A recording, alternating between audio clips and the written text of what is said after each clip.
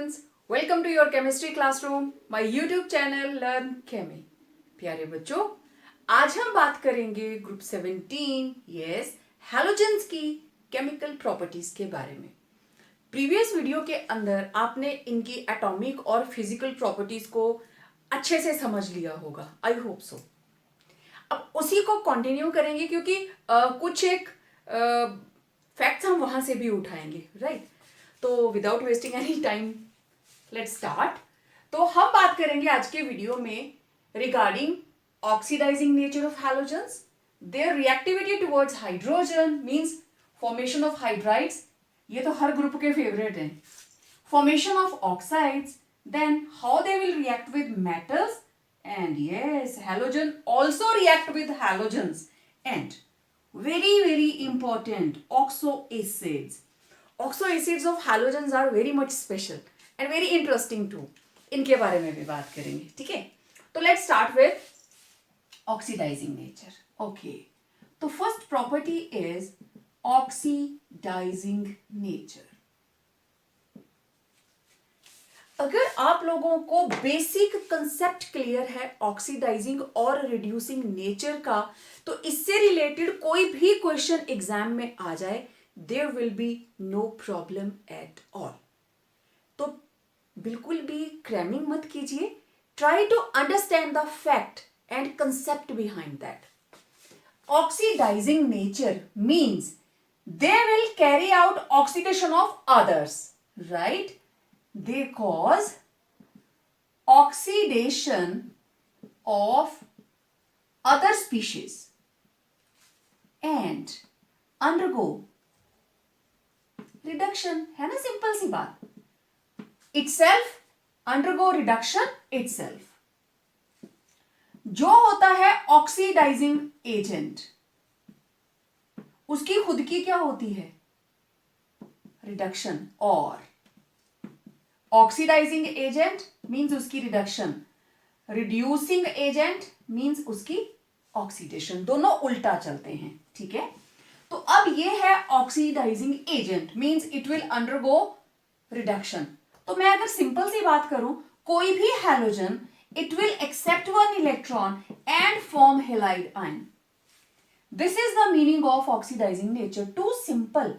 ये कोई भी हैलोजन है, इसने एक इलेक्ट्रॉन एक्सेप्ट किया और ये बन गया हैलाइड आयन, ठीक है? यहां इसके ऊपर क्योंकि मैं इसको X2 नहीं ले रही हूं, तो चलो मैं ऐसे ले लेती हूं, X2 it will accept 2 electrons और ये बन गए 2 हैलाइड्स, राइट? तो यहां इसके ऊपर चार्ज कितना है? 0, और यहां कितना हो गया? -1।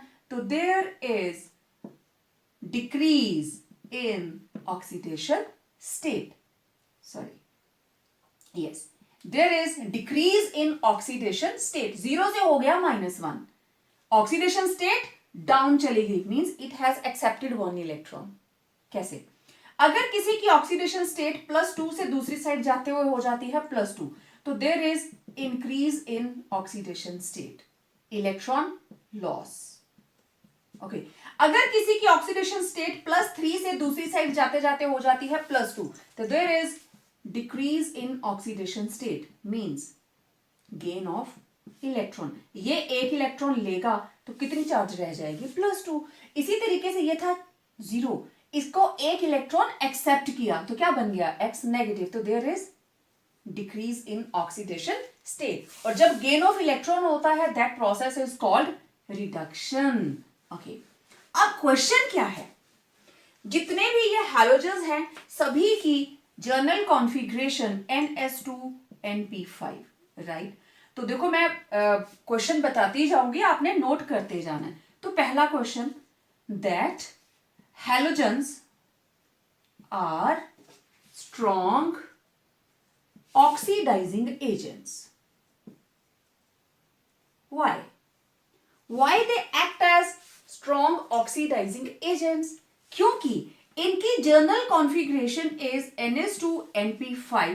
दे have strong affinity to gain 1 electron and form noble gas configuration. क्योंकि एक ही इलेक्ट्रॉन कम है, देखो ऑक्टेट बनाने के इनके पास 2 तरीके हैं, या तो 7 के 7 इलेक्ट्रॉन ये लोग दे दें, और they can accept one electron. तो कौन सा प्रोसेस इनके लिए आसान रहेगा?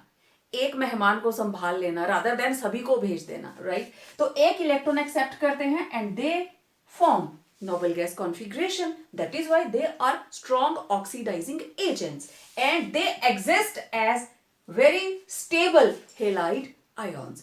Very easily they can take a one electron and form halide ions.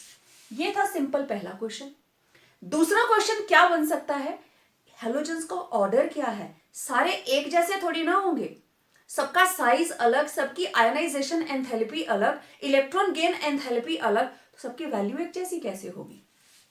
तो second question will be that what is the order of oxidising nature of halogens. अब आपने ये देख लिया जितनी भी हैलोजेंस हैं they accept electrons and form halide ions, ठीक है? दैट इज व्हाई अब यहां से यहां तक क्या हो रही है? Reduction. Therefore, they act as oxidizing agents, ठीक? And they have strong tendency to accept one electron. एक से ज्यादा तो लेंगे भी नहीं, नोबल गैस कॉन्फ़िगरेशन इनकी डिस्टर्ब हो जाएगी, ठीक है? ओके, अब इनका order fluorine, chlorine, bromine and iodine, यही है हमारे पास हैलोजेंस।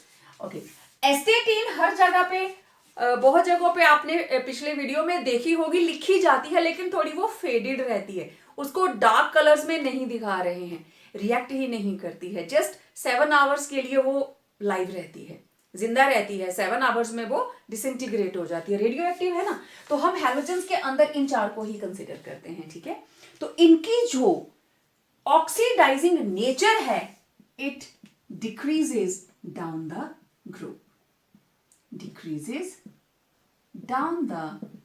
group, तो ऑक्सीडाइजिंग नेचर मैंने पूरा लिख दिया, decreases down the group, यही क्वेश्चन है। अब यहां पे लग जाएगा why, ठीक है? या लग जाएगा what is the order of oxidizing nature in halogens? तो it decreases down the group. It means fluorine, it is the strongest oxidizing, fluorine is the strongest oxidizing agent. मैं जो क्वेश्चन बैंक भेजूंगी ऐसे ही क्वेश्चन चुन चुन के भेजूंगी, तो ध्यान से सुनना है। तो fluorine is the most strong oxidizing agent, and what about iodine? It is the weakest oxidizing agent. अब कहानी आ गई क्यों फ्लोरीन सबसे स्ट्रॉन्ग और आयोडीन सबसे वीक ऑक्सीडाइजिंग एजेंट क्यों है? पहली चीज, इनका साइज बढ़ता जा रहा है, दूसरे इलेक्ट्रॉन को एक्सेप्ट करने के लिए साइज इतना एप्रोप्रिएट होना चाहिए कि इलेक्ट्रॉन न्यूक्लियस की तरफ अट्रैक्शन फील करे। आयोडीन खुद ही इतनी मोटू है, उसके अपने इलेक्ट्रॉन्स इतने ज्यादा हैं, अपना परिवार इतना बड़ा है कि बाहर से कोई मेहमान आ जाता है तो उसको पता ही नहीं चलता कोई गेस्ट आया है। घर इतना बड़ा है, इतने ज्यादा उसके घर में मेंबर्स हैं, ठीक है? लेकिन फिर भी जब पता चलता है चलो भाई इसको चाय पानी पिला दो, होल्ड कर लेते हैं, आ गया है ना इलेक्ट्रॉन, चलो रख लो। लेकिन बहुत ही वीक ऑक्सीडाइजिंग एजेंट, ये अपनी फैमिली में ही बहुत ज्यादा बिजी है।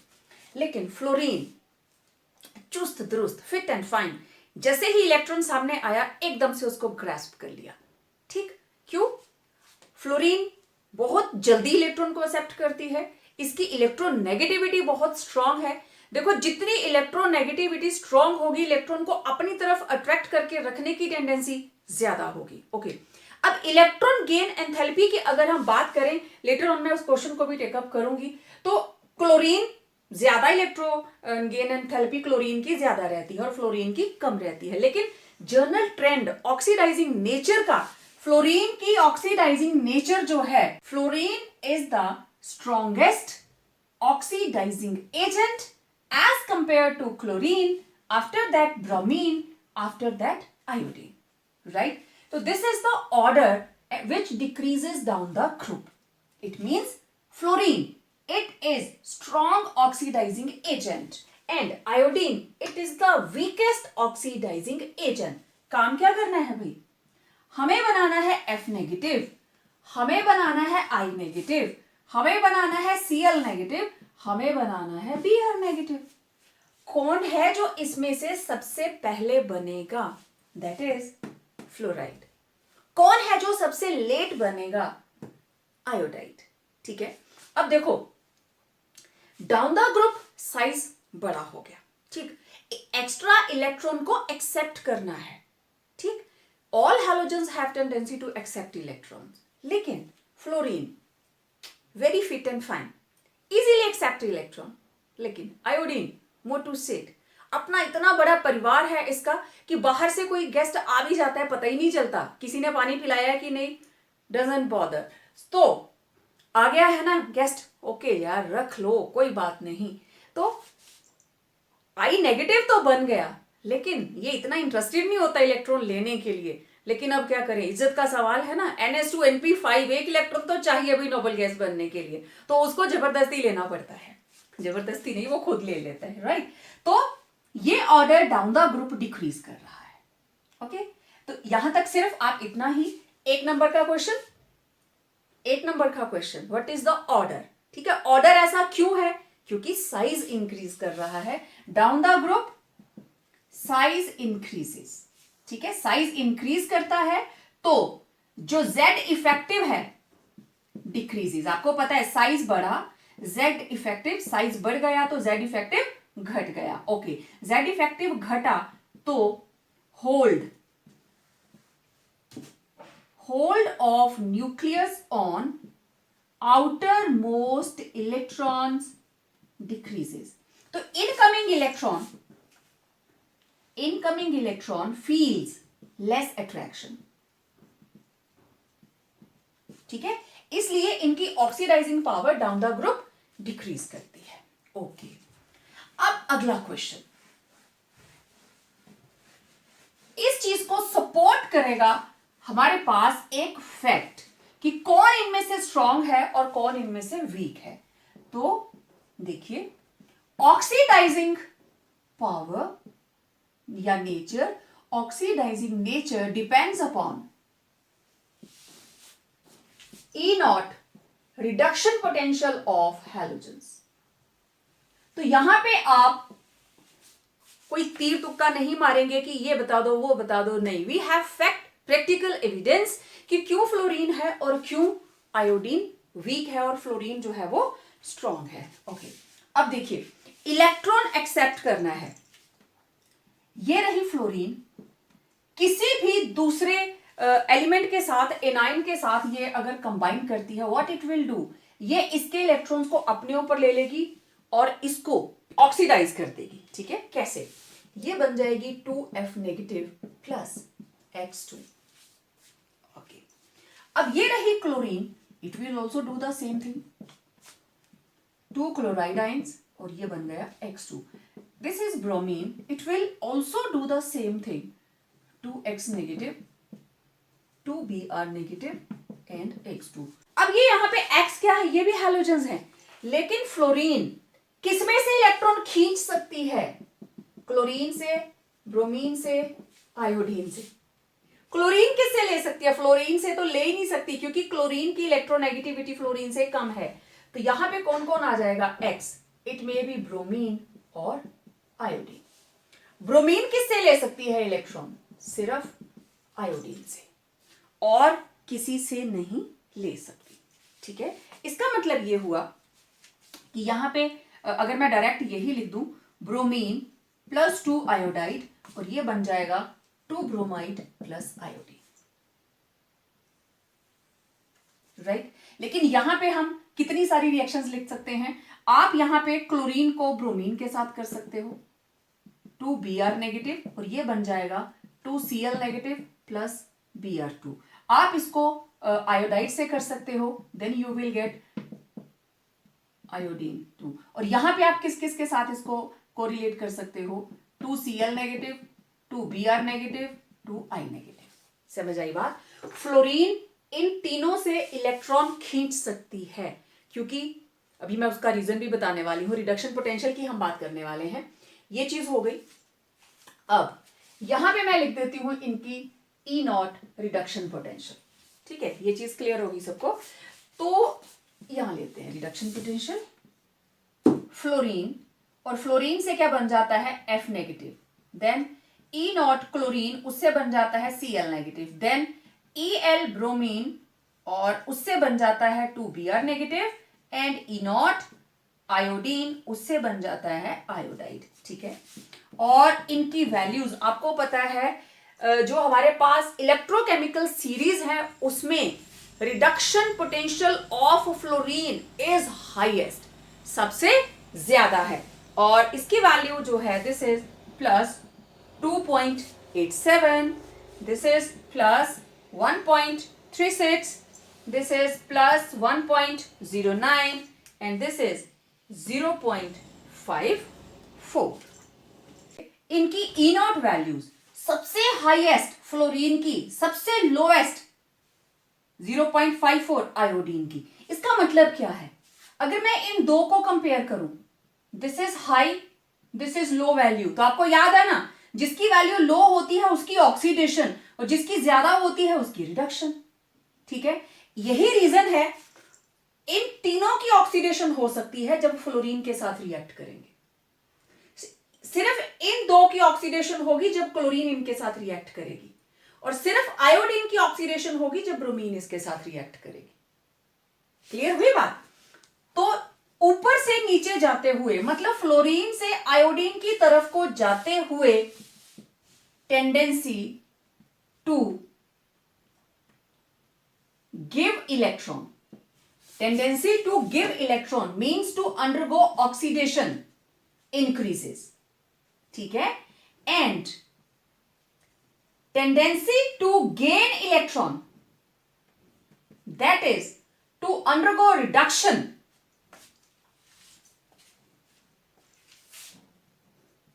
decreases. ऊपर से नीचे को जाते हुए इलेक्ट्रॉन लेने की टेंडेंसी कम हो रही है, लेकिन इलेक्ट्रॉन देने की टेंडेंसी ज्यादा हो रही है। इसका उल्टा करें, नीचे से ऊपर को जाते हुए tendency to gain electrons means E naught reduction क्या कर रहा है? Increase. E naught reduction increase कर रहा है means tendency to gain electron increases.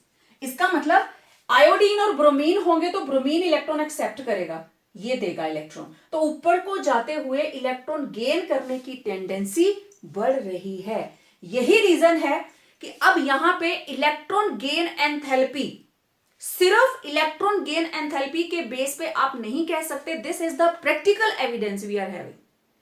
E naught reduction potential quite obvious, जिसका ज्यादा इट विल एक्सेप्ट इलेक्ट्रॉन, और वो कौन है जिसका सबसे ज्यादा है? That is fluorine. Electrochemical series को अच्छे से देखना, उसमें ये वैल्यूज मेंशन्ड है, राइट? तो इसलिए they are having strong oxidising tendency and this tendency decreases down the group and that can be explained on the basis of E naught reduction potential. Okay, हो गया ना क्लियर? वेल, अब जब fluorine और chlorine की बात आती है, ओके, एक तो रिडक्शन पोटेंशियल हो गया, अब इसके लिए इलेक्ट्रॉन एक्सेप्ट करना that is not a single step. हम कहेंगे question is, in spite of having less electron gain enthalpy, fluorine is less electron gain enthalpy of fluorine than electron gain enthalpy of chlorine, इसके बावजूद भी fluorine is strong oxidizing agent than chlorine। ठीक है, ऐसा क्यों भाई? मतलब formation of F negative and formation of Cl negative, तो यहां पे कौन सा प्रोसेस हो रहा है? Electron gain enthalpy. ठीक है, तो इसकी electron gain enthalpy if I am not wrong it was -333 and it was around 349 kilojoule पर मोल। अरे ये तो कम है, इलेक्ट्रॉन लेकर कम एनर्जी बाहर जा रही है, मींस F नेगेटिव जो है वो अनस्टेबल है, लेकिन Cl negative it is more stable. तो फिजिकल प्रॉपर्टी इसको क्यों कहा जाता है? Why electron gain enthalpy is a physical property? क्या ये सिर्फ ऐसे ही एक वन स्टेप रिएक्शन है? नहीं।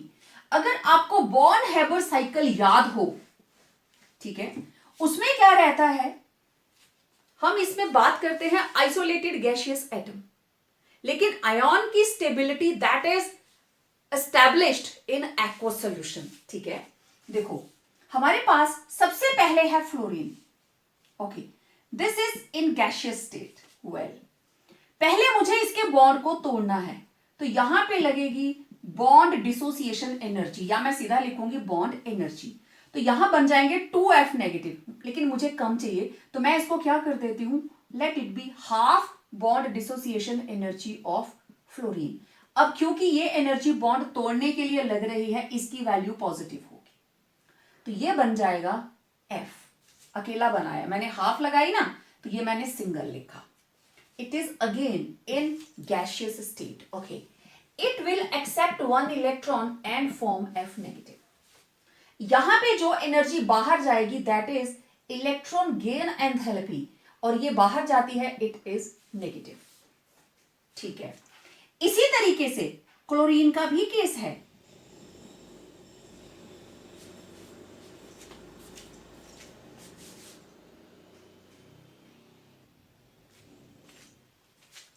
ठीक है, सेम तरीके से क्लोरीन देखिए बॉन्ड डिसोसिएशन एनर्जी के, इसको बॉन्ड एनर्जी लिखो या बॉन्ड डिसोसिएशन एनर्जी लिखो, one and the same thing. ठीक है, ये रही क्लोरीन बॉन्ड, इसको तोड़ा, तो इसकी बॉन्ड डिसोसिएशन एनर्जी आपको पता है वो फुल फ्लेज रहती है। मैं आगे उसकी वैल्यूज लूंगी, जैसे इसकी वैल्यू है 242.6, तो ये इन दोनों के लिए है। तो अगर क्योंकि मैंने सिर्फ एक ही आयन लेना है, तो मैं इसको हाफ कर दूंगी, that is why I am writing here half. ठीक है, तो ये देखिए ये तो बन गया एनाइन, और एनाइन भी किसमें है, आइसोलेटेड गैसियस स्टेट।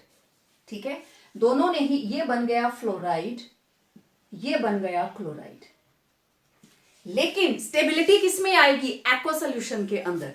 तो मैंने दोनों को ही पानी में डिसॉल्व कर दिया, एक्वस में डाल दिया। Now it will form F negative aqueous and it will form Cl negative aqueous. जिस वक्त कोई भी चीज पानी में डिप करती है उसकी हाइड्रेशन होती है, और आपको पता है एनर्जी हमेशा बाहर जाती है, and that energy is called hydration energy, and this hydration energy plays a very important role, और ये हाइड्रेशन एनर्जी हमेशा नेगेटिव होगी। डेल्टा H हाइड्रेशन, ये हमेशा नेगेटिव होगी, एनर्जी बाहर जाएगी। ठीक है, अब इन दोनों ही रिएक्शंस का मैंने दोनों के एग्जांपल्स आपको दे दिए। Delta H for such type of reactions किसके बराबर होता है, आपको सबका सब टोटल करना है।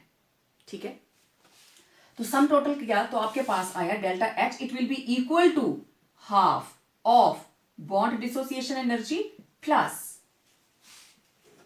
Electron gain enthalpy plus hydration energy. आप साइन प्लस का ही डालोगे, you will put the sign of plus, क्योंकि जो एनर्जी बाहर जा रही है वो ऑटोमेटिकली ये नेगेटिव हो जाएगी। ठीक है, अब देखो मैं इस चीज को, ये जो वैल्यूज हैं मेरे को फ्लोरीन के लिए भी लिखनी है, क्लोरीन के लिए भी लिखनी है। ठीक है, तो मेरे पास अब आ गया इधर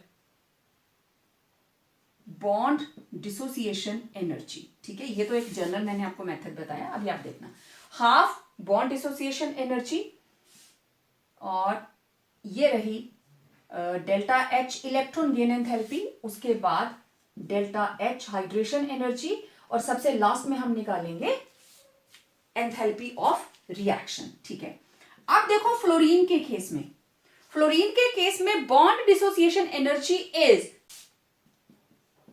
158.8, याद है ना आपको, यही इसकी बॉन्ड डिसोसिएशन एनर्जी रहती है। और क्लोरीन के केस में इट इज 242.6। ओके, इसको सॉल्व करके हमारे पास कितना आ गया, 79.4, और इसको सॉल्व करके हमारे पास 2 2 जा 2 1 जा 2 2 2 जा 4 221.3 ये वैल्यू आ गई. Okay, delta H electron gain enthalpy, you know very well it is -338. मैंने 333 बोला था, एंड दिस इज 349 एक इलेक्ट्रॉन के लिए. हाइड्रेशन एनर्जी, अब फ्लोरीन की जब एक एटम बनती है और उधर वो हाइड्रेशन एनर्जी निकलती है, that is -515. And hydration energy in case of chlorine it is -381. अगर मैं इन वैल्यूज को इधर ही पुट करूं तो ये हमारे पास वैल्यू आ गई हाफ इंटू 158.8, ये आ गई 1/2 इंटू 242.6. इसकी इलेक्ट्रॉन गेन एंथैल्पी इज -338, इसकी electron gain enthalpy it is -349, और हाइड्रेशन एनर्जी इसकी है -1515 एंड इसकी है -381. ठीक है, सबका प्लस करो. Delta H it will be equal to 79.4 plus -338 plus -515, और इसको सॉल्व करेंगे आप, और इधर delta H it will be equal to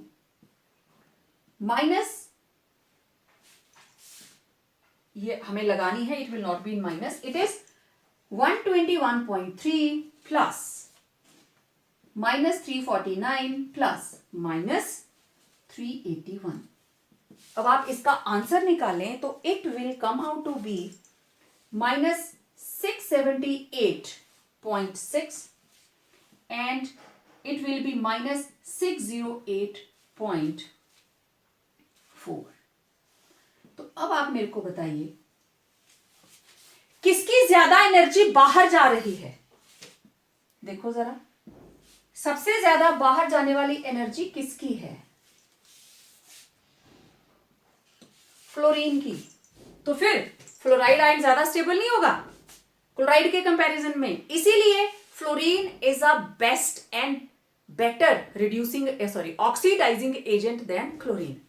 अब क्वेश्चन, क्लोरीन के केस में हाइड्रेशन एनर्जी इतनी कम, फ्लोरीन के केस में हाइड्रेशन एनर्जी इतनी ज्यादा कैसे?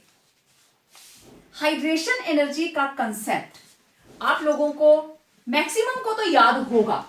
ठीक है, अब देखो हमारे पास एक कंटेनर के अंदर सेम अमाउंट ऑफ वाटर ले लिया हमने, सेम कंटेनर. ठीक है, अब देखो दोनों में मैंने बराबर बराबर वाटर ऐड कर दिया. Let it be this water is 100 ml and this water is also 100 ml. ठीक है, अब इसके अंदर मैंने ऐड किया टेनिस बॉल. ठीक है, मैंने इधर डाल दी टेनिस बॉल. तो टेनिस बॉल जो है वो पूरी की पूरी इसमें हर तरफ से वाटर उसको कवर कर लेगा. और इधर मैंने डाल दिया फुटबॉल. फुटबॉल इसके अंदर जाएगा. चलो ये मैं इसकी सेकंड स्टेज बना रही हूं. फुटबॉल इसके अंदर चला भी गया तो उसका सिर्फ इतना सा एरिया, फुटबॉल का सिर्फ इतना सा एरिया ही हाइड्रेटेड हुआ. तो एक सिंपल सी बात याद रखना, smaller is the size more will be hydration energy. जितना साइज छोटा उसकी हाइड्रेशन एनर्जी ज्यादा. पानी अगर कम हो तो आप एक छोटा सा टॉवल तो धो सकते हैं, बड़ी बेडशीट नहीं धो सकते. उसका सरफेस एरिया ज्यादा है, उसको ज्यादा पानी चाहिए. लेकिन छोटे सरफेस की अगर कोई आर्टिकल आप लेते हो, आप अपना हैंकी लेते हो या अपना छोटा सा टॉवल लेते हो, तो वो पूरे का पूरा भीग जाएगा. It will be highly hydrated, और जो जितना ज्यादा हाइड्रेटेड होगा उतनी ही ज्यादा उसकी एनर्जी बाहर जाएगी. ठीक है, अब क्योंकि size of F negative is too small, आपको पता है आयनिक रेडियाई आप पढ़ के आए हो, is too small than Cl negative. Therefore hydration energy is maximum in case of fluoride. Fluoride जब एक्वस बनता है उसकी हाइड्रेशन एनर्जी, बाहर जाने वाली एनर्जी बहुत ही ज्यादा है. मेरी बात समझे? प्रोसेस थोड़ा लंबा है लेकिन कंसेप्ट पुराना है, आपने पहले पढ़ा हुआ है इसको, बॉर्न हैबर साइकिल को। जब हम आयनिक बॉन्ड्स के अंदर सोडियम और क्लोराइड के कंपाउंड्स बनाते हैं वहां आप करते हो इसको, ठीक है। अब देखो हाइड्रेशन एनर्जी का कंसेप्ट हम और बहुत जगहों पे लगाते हैं। आपके पास एक सिंपल सा क्वेश्चन आ जाता है, रादर ये क्वेश्चन आप डी ब्लॉक में करेंगे, लेकिन यहां क्योंकि कंसेप्ट आया है तो मैं बताना चाहती हूँ। Copper 1 positive and copper 2 positive, ठीक है। कॉपर 1 पॉजिटिव, ये रहा simple copper, this is 4s1 3d10, this is 3d10, this is 3d9। दोनों में से ज्यादा सिमेट्रिकल कॉन्फ़िगरेशन किसकी है, ठीक है। Copper 1 positive is symmetrical, stable, right, then copper 2 positive, but compounds of copper 2 positive are more stable and found, जबकि copper 1 positive की कॉन्फ़िगरेशन इज मोर स्टेबल, लेकिन copper 2 positive ion is more stable in spite of having unsymmetrical configuration, ठीक है। Means copper 2 positive ion is more stable than copper 1 positive even with unsymmetrical configuration. Reason again, इसका size copper 1 positive का बड़ा और copper 2 positive का छोटा, छोटा क्यों हो जाएगा, इसमें से सिर्फ एक इलेक्ट्रॉन बाहर गया है, न्यूक्लियर चार्ज स्ट्रॉन्ग हो गया और उसने साइज को क्या कर दिया, स्मॉल, लेकिन इसमें से तो 2 चले गए, साइज और ज्यादा स्मॉल हो जाता है। तो जितना हायर पॉजिटिव चार्ज साइज उतना ही स्मॉल, ठीक है। तो इसीलिए क्योंकि अब रीजन यहां पे क्या आएगा, size of copper 2 positive is smaller than size of copper 1 positive, therefore hydration energy is larger than hydration energy of copper 1 positive. अब एक चीज देखिए, यहां कितना डिफरेंस था, 11 का। इलेक्ट्रॉन गेन एंथैल्पी क्लोरीन की फ्लोरीन से ज्यादा है क्योंकि उसका साइज थोड़ा सा बड़ा है, तो वो आसानी से आने वाले गेस्ट को अकोमोडेट कर लेता है, नो प्रॉब्लम। लेकिन what about hydration energy, hydration energy तो फ्लोरीन की इतनी ज्यादा है that it can compensate its lesser value of electron gain enthalpy as compare to chlorine. उसके पास ये वाली एनर्जी भी है, ब्रह्मास्त्र इधर भी है उसके पास, कि उसको इससे फर्क नहीं पड़ता, कोई बात नहीं 11 ही तो है, लेकिन मेरा और अपना डिफरेंस देख हाइड्रेशन एनर्जी के अंदर, ठीक है। इसलिए fluorine is the best oxidising agent and iodine is the least oxidising agent, ठीक है, हो गया। तो ये रीजन रहेगा इसमें कंसेप्ट ऑफ हाइड्रेशन एनर्जी, ठीक है। अब मैं एक बार आपको बॉर्न हैबर साइकिल फिर से बता देती हूं, बहुत से बच्चों को ध्यान भी नहीं होगा। देखिए, मैं एक सिंपल सा कंपाउंड बनाने लगी, मुझे बनाना है sodium plus chlorine, sodium solid chlorine gaseous, और ये बनेगा NaCl सॉलिड, ठीक है। ओके, कैसे बनेगा, सीधा नहीं बन जाएगा, एक स्टेप में पहले आपको सोडियम को लगानी पड़ेगी डेल्टा H सब्लिमेशन और ये बन जाएगा सोडियम गैसियस, क्योंकि इलेक्ट्रॉन ऐड करना या इलेक्ट्रॉन हटाना दोनों ही आइसोलेटेड गैसियस एटम की स्टेट में होंगे। ओके, फिर आपने लगाई आयोनाइजेशन एंथैल्पी और ये बन गया Na, यहां पे हो गया -1 इलेक्ट्रॉन, यहां हो गया -1 इलेक्ट्रॉन और ये बन गया Na positive gaseous, done. Okay, दूसरी तरफ आप लगाएंगे हाफ बॉन्ड डिसोसिएशन एनर्जी और ये बन गई क्लोरीन, ठीक है। इसके बाद आप लगाएंगे यहां पे एक इलेक्ट्रॉन एक्सेप्ट करेंगे, ये बन जाएगा इलेक्ट्रॉन गेन एंथैल्पी और ये बन गया Cl negative, it is also in gaseous state. Okay, अब इसकी भी हुई हाइड्रेशन एनर्जी, ठीक है, वहां आप इनको डायरेक्ट जोड़ देते थे, चलिए वहां पे आप इसको ऐसे करते थे। अब ये दोनों, ये बन गया केटाइन और ये बन गया एनाइन। अब इनके बीच में कौन सी फोर्स ऑफ अट्रैक्शन आएगी? केटाइन और एनाइन के बीच में, yes, it was lattice energy. Lattice energy हमेशा बाहर जाती है, जब दो आयंस मिलेंगे लैटिस एनर्जी हमेशा बाहर जाएगी। अब इस पूरी रिएक्शन का डेल्टा एच किसके बराबर आप लिखते थे? It was delta H sublimation plus delta H ionisation enthalpy plus delta H bond dissociation energy half plus delta H electron gain enthalpy plus lattice energy. अब अगर तो डेल्टा एच निकालना है तो लैटिस एनर्जी गिवन होगी, otherwise delta H दिया होता है और आप लैटिस एनर्जी निकालते हैं। सब्लिमेशन आप लगाते हो, it will be in positive.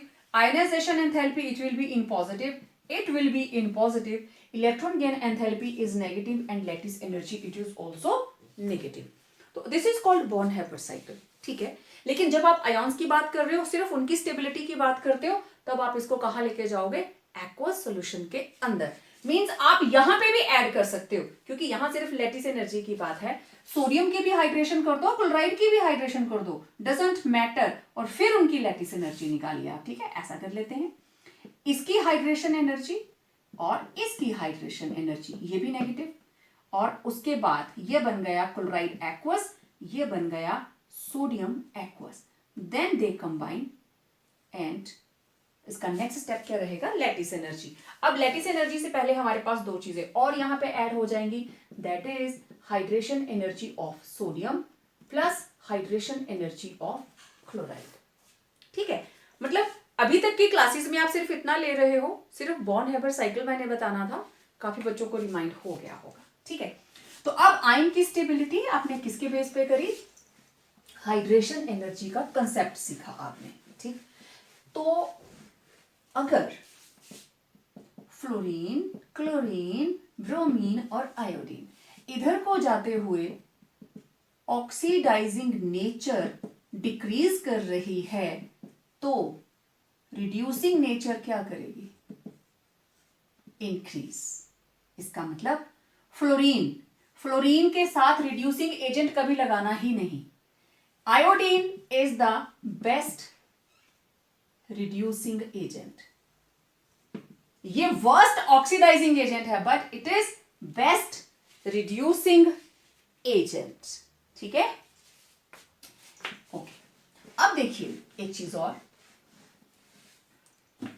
Question, how halogens react with water, or explain oxidizing nature with respect to reaction with water. Water के साथ रिएक्ट करके हैलोजेंस क्या करती हैं? सो देखिए, इनकी ऑक्सीडाइजिंग नेचर का पता चलता है जब ये वाटर के साथ रिएक्ट करते हैं। This is also an experimental fact. Fluorine, it oxidises water to oxygen, oxidises water to oxygen, ठीक। बाकी हैलोजेंस में से कोई भी वाटर में से ऑक्सीजन को नहीं निकाल सकता। तो यहां से आप अंदाजा लगा सकते हैं फ्लोरीन कितनी ज्यादा स्ट्रॉन्ग है in case of oxidising nature. अब ये जो हैलोजेंस हैं क्लोरीन और bromine, they form hypohalous acid and halogen acid. Oxygen release नहीं करेंगे, but they form corresponding oxo acids. ये दोनों ही हैं इसके ऑक्सो एसिड्स, और साथ में क्या बना रहे हैं? halogen acid, HCl and HBr. In case of iodine, this reaction is non-spontaneous. लेकिन iodide, it can react with oxygen, not with water. Remember, it can react with oxygen to form iodine.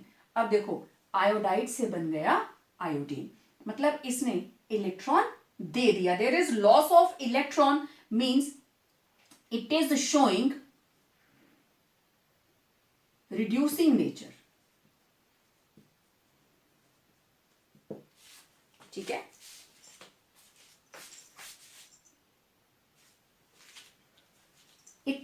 Is reducing nature और बाकी क्या कर रहे हैं, oxidising nature show कर रहे हैं। तो यहां से आइडिया लगता है this is the strongest oxidising agent and iodine is the weakest, rather it behave as reducing agent not as oxidising agent. ठीक है, तो जितने क्वेश्चंस बन सकते थे, जितना मैं एक्सप्लेन कर सकती थी, I tried my level best. इसके अलावा आपको कोई क्वेश्चन दिख जाता है प्रीवियस ईयर्स का, do right in comment section और अपना फोन नंबर छोड़ दीजिए साथ में। I definitely call you back and answer your query, right?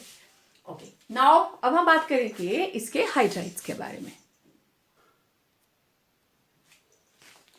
अब देखिए फॉर्मेशन ऑफ हाइड्राइड्स, आपको पता है जनरल से रिएक्शन है, halogens react with hydrogen to form HX, these are hydrides.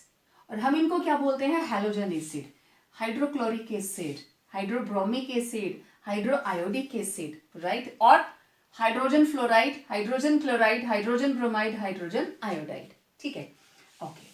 अब देखिए रिएक्टिविटी, आपका पहला क्वेश्चन, ये एक एक नंबर के क्वेश्चंस हैं, मल्टीपल चॉइस में आते हैं। Reactivity of halogens towards hydrogen has order. आपको क्वेश्चन आएगा what is the order of reactivity, तो सबसे ज्यादा रिएक्टिव है fluorine, followed by chlorine, followed by bromine and last में आती है आयोडीन। देखिए हाइड्रोजन और फ्लोरीन, इनका आपस में जो रिएक्शन है दैट इज वायलेंट, बहुत ज्यादा explosive, high energy is release, तब जाके बनता है HF। हाइड्रोजन जब क्लोरीन के साथ रिएक्ट करती है, वी रिक्वायर डिफ्यूज्ड लाइट। हम नहीं बोलते कि सनलाइट में ही रिएक्शन होगा, डिफ्यूज्ड लाइट। डिफ्यूज लाइट क्या होती है, आप कमरे में बैठे हो और बाहर डे लाइट है, तो कमरे में भी तो रोशनी फील होती है ना, डायरेक्ट नहीं आ रही है बट डिफ्यूज्ड है, राइट? तो that is called diffused light. तो ये बन जाएगा HCl, HBr। HBr बनाने के लिए आपको क्या करना पड़ता है, you have to supply heat, आपको हीट सप्लाई करनी पड़ेगी। और जब HI बनता है, हाइड्रोजन आयोडाइड बनता है, आपको हीट भी करना है और ये रिएक्शन बिना कैटलिस्ट के बहुत ज्यादा टाइम लेती है। ठीक है, तो ये थे इसका पहला क्वेश्चन, हाइड्राइड्स का फॉर्मेशन। तो reactivity decreases down the group. अब हम इसकी प्रॉपर्टीज टेक ओवर करते हैं हाइड्राइड्स की, जैसे आप प्रीवियस ग्रुप्स के अंदर करते आए हैं ना। तो सबसे पहली बात is physical state of hydrides. Okay, मेरे पास है HF, HCl, HBr and HI। तो अगर इनकी फिजिकल स्टेट के बारे में आप बात करें तो इट इज लिक्विड और ये तीनों की तीनों है gases. Again your one mark question, why it is liquid? क्योंकि fluorine is highly electronegative, it is highly electronegative. तो HF हाइड्रोजन बॉन्डिंग, ठीक है, इस वजह से इट एग्जिस्ट एज लिक्विड। बाकियों की electronegativity is quite less as compare to fluorine, इसलिए वो एग्जिस्ट करती हैं एज गैसेस। ठीक है, अब HF जब लिक्विड है तो it is a linear molecule, ठीक है, लेकिन जब ये सॉलिडिफाई होता है it is zigzag, it found a zigzag structure.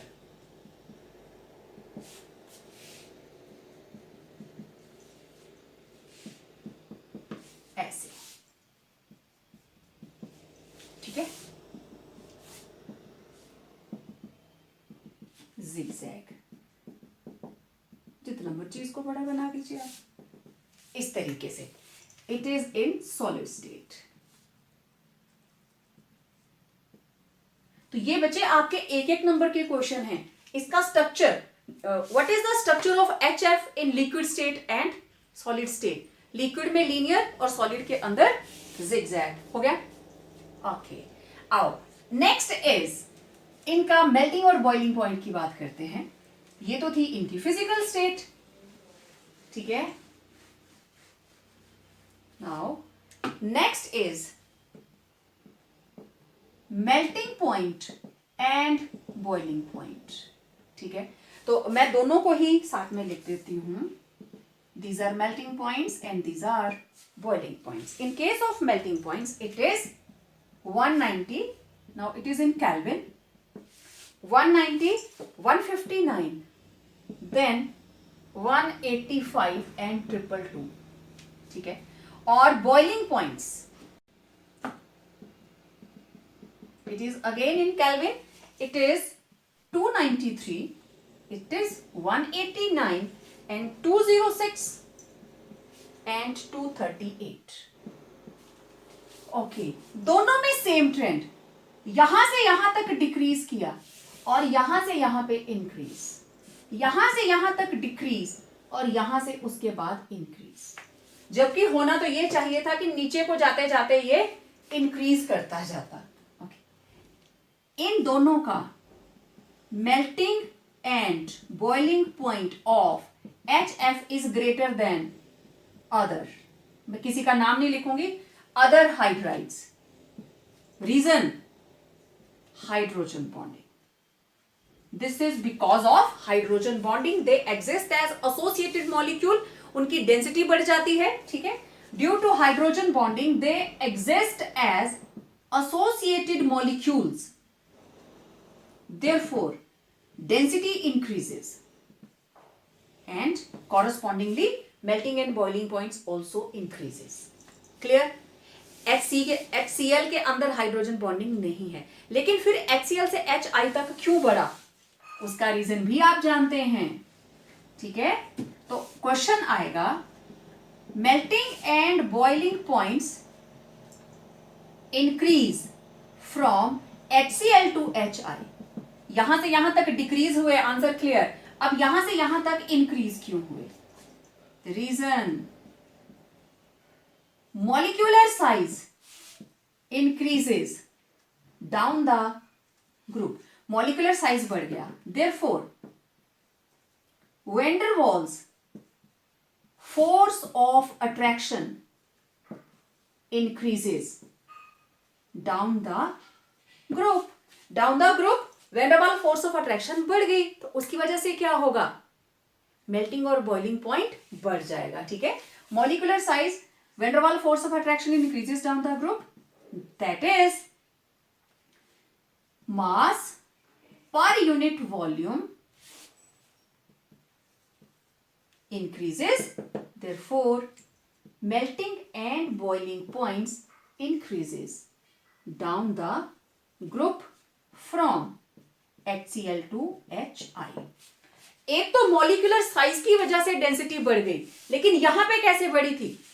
इधर मॉलिक्यूलर साइज की वजह से डेंसिटी बढ़ी, लेकिन इधर क्या था, थोड़ी जगह के अंदर HF ज्यादा आ गए, लेकिन यहां पे इतनी जगह में इतने, लेकिन यहां पे इतनी सी जगह में एक ही मॉलिक्यूल आया.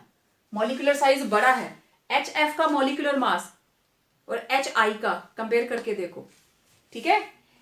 एक छोटा सा नींबू है तो एक बड़ा सा कद्दू, तो डेंसिटी तो क्वाइट ऑब्वियस, आप समझ गए होंगे मैं क्या बोल रही हूँ, ठीक है. तो ये था मेल्टिंग एंड बॉइलिंग पॉइंट, ठीक है. अब हम बात करेंगे इनकी थर्मल स्टेबिलिटी के बारे में. अब देखो, थर्मल स्टेबिलिटी की जब हम बात करते हैं, इसका मतलब कि जब हम इनको हीट करें, कौन सबसे पहले टूटेगा? Thermal stability. मेरे पास है HF, HCl, HBr, HI, ठीक है. थर्मल स्टेबिलिटी, मैं गर्म करूं इनको, मैं इनको हीट सप्लाई करूं, तो सबसे पहले वो टूटेगा जिसकी बॉन्ड डिसोसिएशन एनर्जी सबसे कम है, ठीक है. देख लीजिए, इनकी bond dissociation energy, it is decreasing down the group. Fluorine की सबसे ज्यादा, तो इसको तोड़ना सबसे मुश्किल होगा. Bond energy decreases down the group, therefore thermal stability decreases down the group. तो सबसे पहले कौन टूटेगा? HI, ठीक है. तो thermal stability decreases down the group, इसका मतलब सबसे ज्यादा थर्मली स्टेबल है HF, उसके बाद HCl, उसके बाद HBr, ठीक है. क्योंकि इनकी बॉन्ड डिसोसिएशन एनर्जी जो है that is decreasing down the group, therefore thermal stability decreases down the group. Okay, इसी के साथ आती है हमारे पास रिड्यूसिंग नेचर. अच्छा, उससे पहले देखिए HF, so it is stable up to 1500 kelvin. इसकी एनर्जी है 574 केल्विन, तो इसको आप 1500 केल्विन तक हीट करेंगे, ये तभी जाके टूटेगा। ठीक है, इसके अलावा अब HCl और HI तक अगर हम बात करें, इनको आप किस टेम्परेचर तक हीट कर सकते हैं, ये देखिए।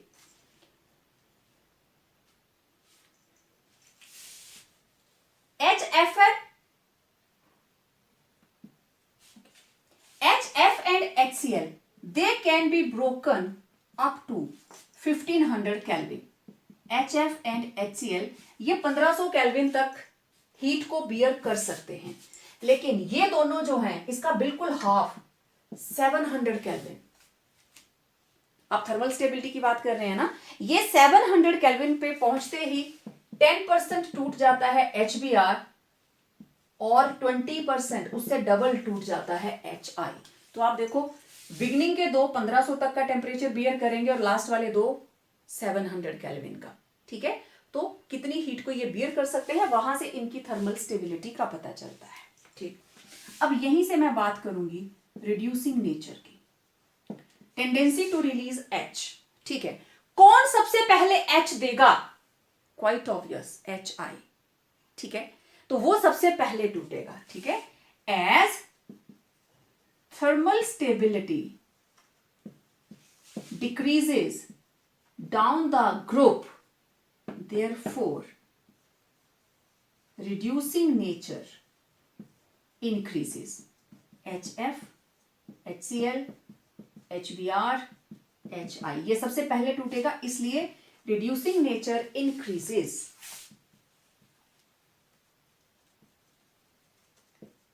Down the group. तो इस तरीके से आप इसकी रिड्यूसिंग नेचर के बारे में बात करेंगे। ठीक है, और आपको मैंने बताया था HI ये it is the best reducing agent, लेकिन HF इसको कंसीडर भी नहीं करना, it is not a reducing agent, rather it is a strong oxidising agent. It is strong oxidising agent. और ये जो बीच में रहे हमारे पास HCl and HBr, these are weak reducing agents, क्योंकि हम बात कर रहे हैं रिड्यूसिंग नेचर की, तो नीचे को जाते हुए रिड्यूसिंग नेचर बढ़ती जाती है। लेकिन मैंने आपको पहले भी बताया था फ्लोरीन के केस में कि फ्लोरीन जो है it is not considered as reducing agent, तो ये उसी का कंपाउंड है HF। इसको आपने रिड्यूसिंग एजेंट लिखना ही नहीं, ना वीक ना स्ट्रॉन्ग, है ही नहीं। हाँ, आगे वाले दोनों को आप लिख सकते हैं। ठीक है, ओके। अब इसी से रिलेटेड हमारे पास बस एक लास्ट इसकी वो बची जो प्रॉपर्टी हम हाइड्राइड्स की शेयर करते हैं, that is acidic nature. Okay, अब एसिडिक नेचर कौन है भाई जो सबसे पहले H पॉजिटिव देगा? HF, HCl, HBr, HI। इनकी एसिडिक नेचर जो है वो हम देखते हैं कौन सबसे पहले H देता है। आप सबने इसका नाम सुना होता है, hydrochloric acid is the strongest acid, HI is the strongest acid and HF is the weakest acid. ठीक है, तो एसिडिक नेचर ये रही, it increases down the group and HF weakest acid, HI it is strongest acid, right?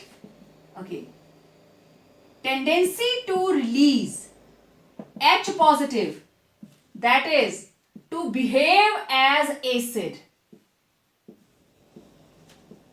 increases down the group with decrease in bond dissociation energy। आप इस कहानी को लंबा भी लिख सकते हैं, कैसे? Bond dissociation energy decreases down the group, therefore HI, therefore tendency. अच्छा, इसको आप ऐसा लिख सकते हैं, thermal stability decreases down the group, bond dissociation energy again decreases down the group. Therefore, tendency to release H positive increases down the group. ठीक है, तो आप इस बात को इस तरीके से भी लिख सकते हैं. तो it was all about various properties of halogen acids. ठीक है, ओके.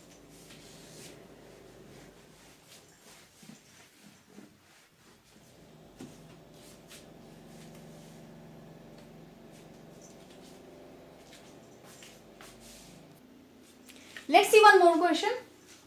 अब हम बातों किए जा रहे हैं thermal stability decreases down the group. क्यों भाई? बॉन्ड डिसोसिएशन एनर्जी का कंसेप्ट इट्स ओके, लेकिन बॉन्ड डिसोसिएशन एनर्जी भी क्यों कम हो गई?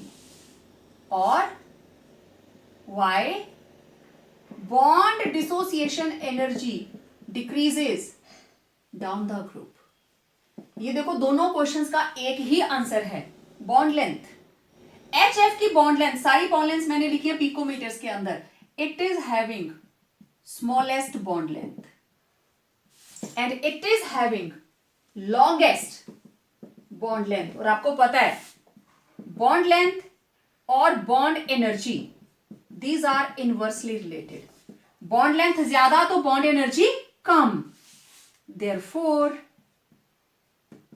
bond energy of HI is least as it has maximum bond length. उसकी बॉन्ड लेंथ सबसे ज्यादा है, इसलिए बॉन्ड एनर्जी सबसे कम.